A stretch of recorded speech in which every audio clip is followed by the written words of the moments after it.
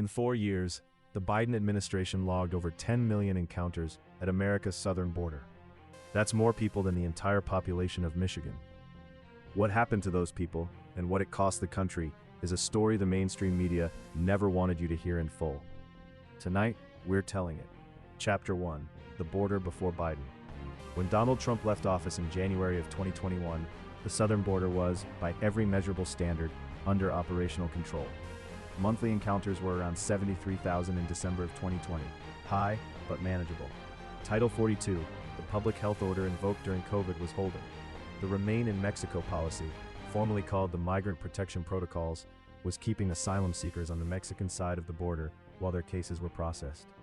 The Flores settlement notwithstanding, the system was functioning. Then Biden took the oath of office, and within hours, the calculus changed completely. On his first day in the White House, January 20th, 2021, President Biden signed 9 executive orders targeting immigration. He paused deportations for 100 days, he halted border wall construction, he canceled the Remain in Mexico policy, he ended the Safe Third Country agreements with Honduras, Guatemala, and El Salvador. He signaled an end to Title 42. He issued a memo ordering federal agencies to stop using the phrase illegal alien, replacing it with undocumented non-citizen. The message was clear. Not subtle, clear, to Central America, to South America, to the cartels who profit from human smuggling. To anyone in the world watching U.S. policy, the door is open. Come now, before the politics shift. And they came. Chapter 2, the numbers they hid from you. Numbers do not lie, even when politicians do. So let's look at the numbers.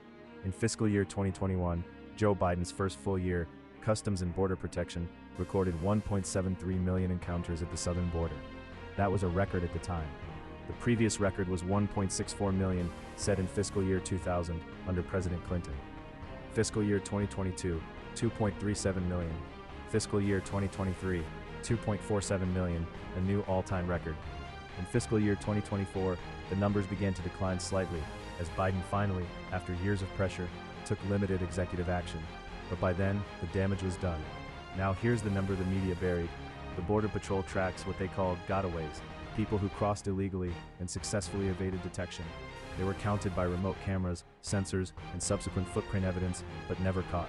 Under Biden, CBP's internal estimates placed the gotaway total at over 1.7 million in just the first 3 fiscal years. Some analysts put the figure closer to 2 million. Add encounters to gotaways, you're looking at somewhere between 10 and 11 million people who crossed the southern border between January 2021 and early 2025. Some were fleeing genuine violence and poverty, many were economic migrants, an unknown number were individuals with criminal records in their home countries, and a meaningful portion, the exact number is classified, were on law enforcement watch lists. Of those who were caught, the majority were released into the interior of the United States on something called parole. They received a notice to appear in immigration court, a date, a piece of paper. The immigration court backlog, already over 1 million cases when Biden took office, ballooned to over 3 million by 2024. Cases now had wait times of 6 to 8 years.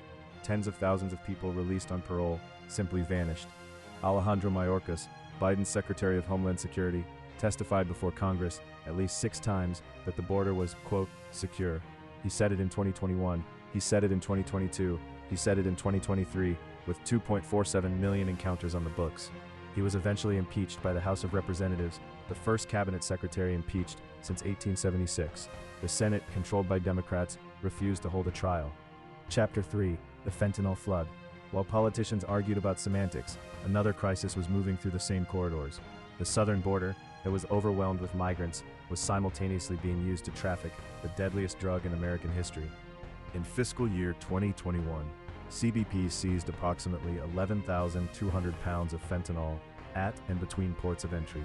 By fiscal year 2022, seizures climbed to 14,700 pounds.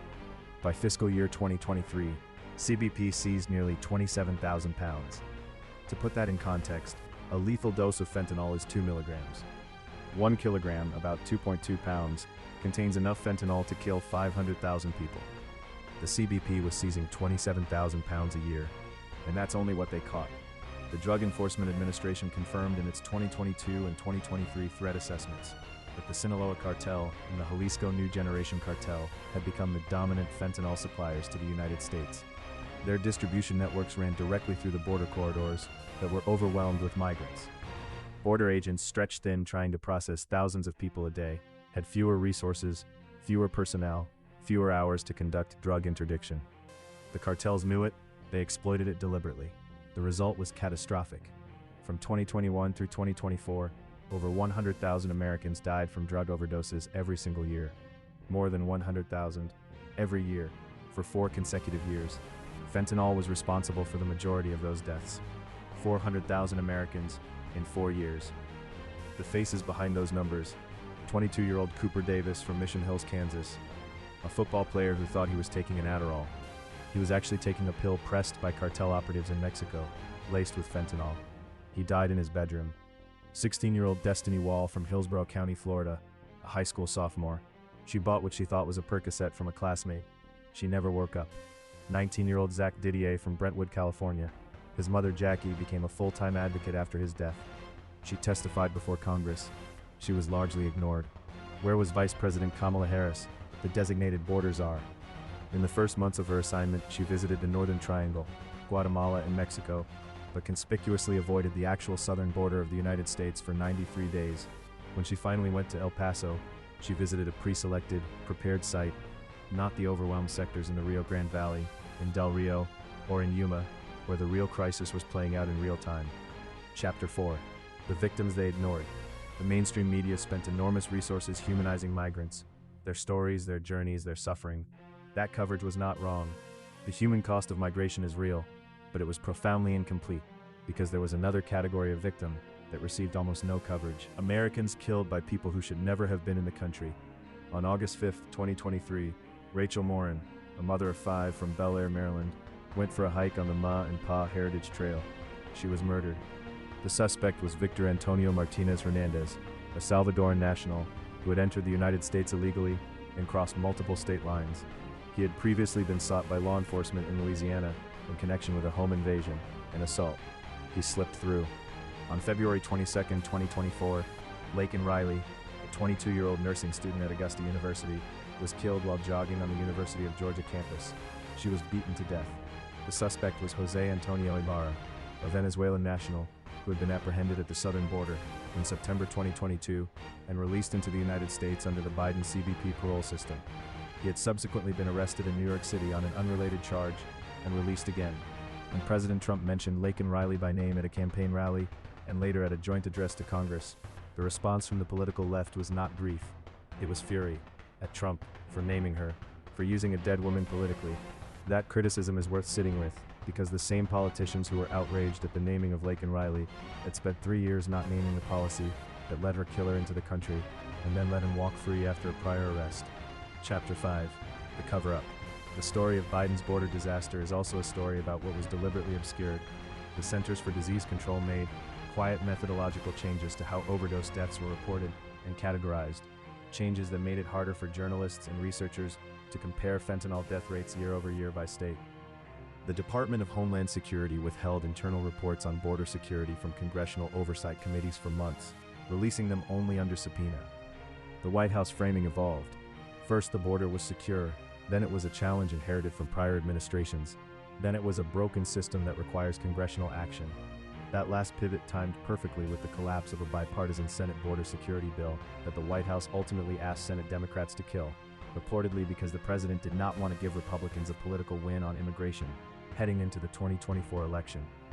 The reporters who covered the actual on-the-ground crisis were primarily independent journalists and those at outlets the White House dismissed as partisan. The Daily Caller, Breitbart, Town Hall, the Washington Examiner. Their reporting, the CBP internal data, the got-away estimates, the cartel intelligence assessments, was largely accurate. The mainstream press, when it did cover the border, often framed it from a humanitarian angle that was not false, but was not the complete story. The complete story includes the numbers, it includes the names, it includes the policy choices made deliberately, with full awareness of the consequences, by people in positions of enormous power, who calculated that the political cost of fixing the problem was higher than the human cost of ignoring it. America doesn't work that way, or it shouldn't. If you believe every American deserves the truth, not a curated version of it, not a version filtered through a political agenda, but the actual truth, backed by actual numbers and actual names, subscribe to America First Daily. Hit the bell. Share this video with someone who needs to see it.